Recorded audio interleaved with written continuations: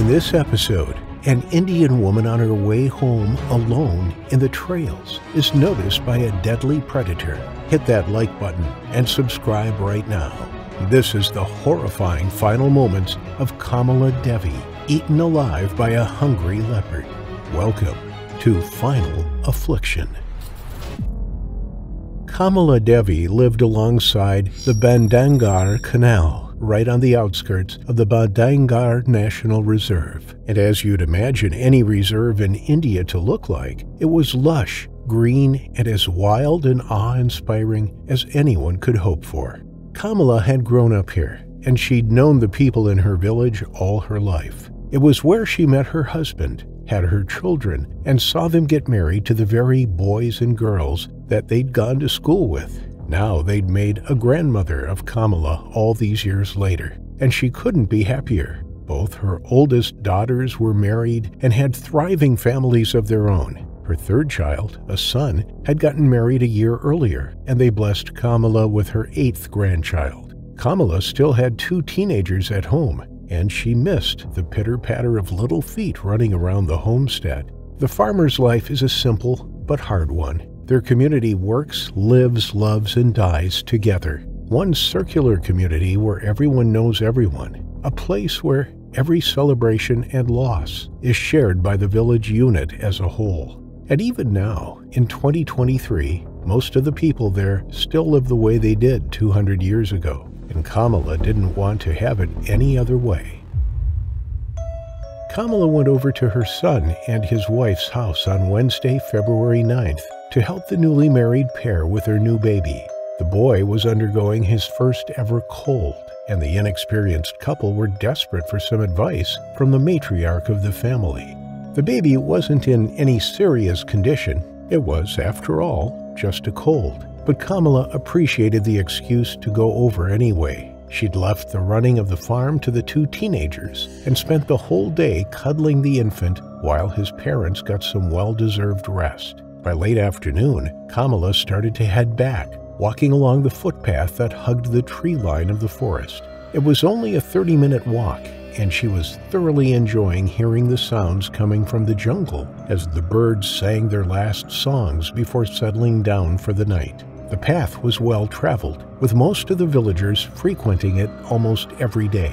And since it was just a stone's throw from the tiger reserve, where the animals roamed free with minimal fencing, most of the locals knew to be on the lookout at all times. People rarely traveled alone, even if they had vehicles. But that night, Kamala was by herself, and there was a predator in the trees who was very aware of that fact. But this was no tiger. It was a leopard. Both creatures are equally feared, and in some ways the leopard more so than the Siberian tigers. The leopards are more sneaky, quieter, and harder to see. From India to the southern tip of Africa, the spotted beasts are renowned for their patience and skill. And this fully grown male was no different. It had been hanging out along the path for nearly 2 days, waiting to catch a human alone. It was expecting one of the smaller ones to break away from their group. But the humans didn't act like the wild bucks did. Their mothers kept the little ones close. One human was easy enough, but when many of them were together, they were a formidable force. It wasn't willing to try for one if it was accompanied by someone. The risk was just too great. The cat was about to retreat deeper into the forest for the night, ready to give up on the fruitless day, when Kamala walked past in her bright yellow sari. She stood out like a beacon in the dim light of dusk. Ever cautious, it followed behind her, making sure that she was truly alone. After 10 minutes, the animal was sure that there were no other people traveling the road, and it started stalking her with intent, going down low enough to skim its belly on the ground. It became bolder, stepping lightly onto the pathway, never taking its eyes off the woman's back. If anyone else had been walking behind or towards Kamala, they'd have seen the hunter immediately.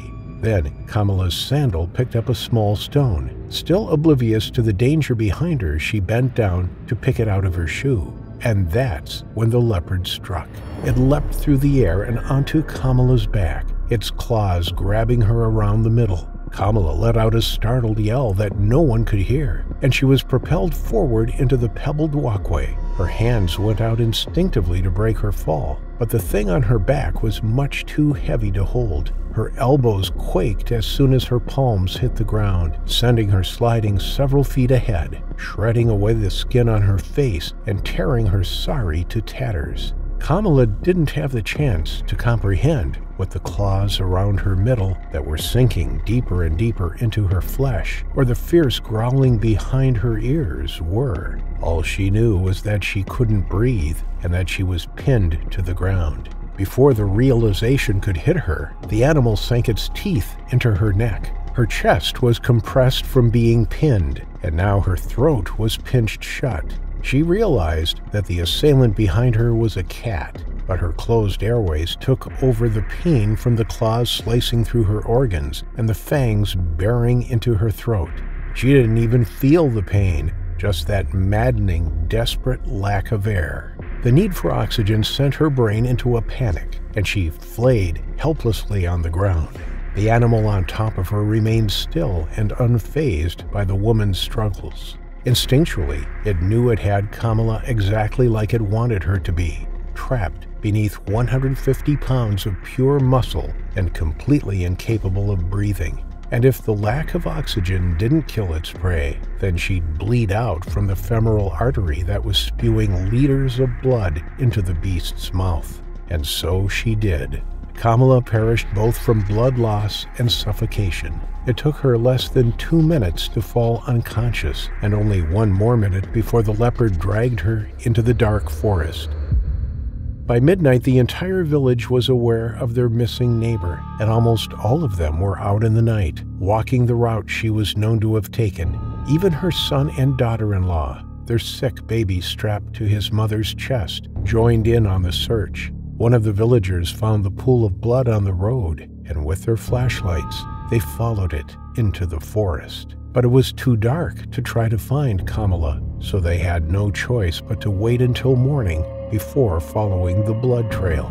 And sure enough, before noon the next morning, they found her, hidden behind a fallen log.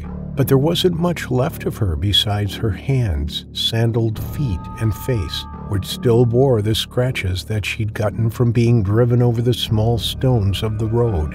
The rest of her organs lay scattered across the forest floor. The men who found her turned back to warn the family not to come closer, because all of Kamala's children, grandchildren, and her husband were already on their way. It took all of the village men to drive them back and spare them the gruesome sight. But not even the villagers could bring themselves to collect the pieces that once belonged to their neighbor. Instead, they made a circle around the perimeter to keep any animals away until the authorities arrived. There was no need for an investigation. Everyone could tell by the scene what had happened. All that needed to be done was for her body to be collected and returned to the family so that they could give her a proper burial. The leopard hasn't returned since. Or maybe it's been hiding in the tree line all along, waiting to bring another villager who wanders alone on the trail to their terrifying final affliction.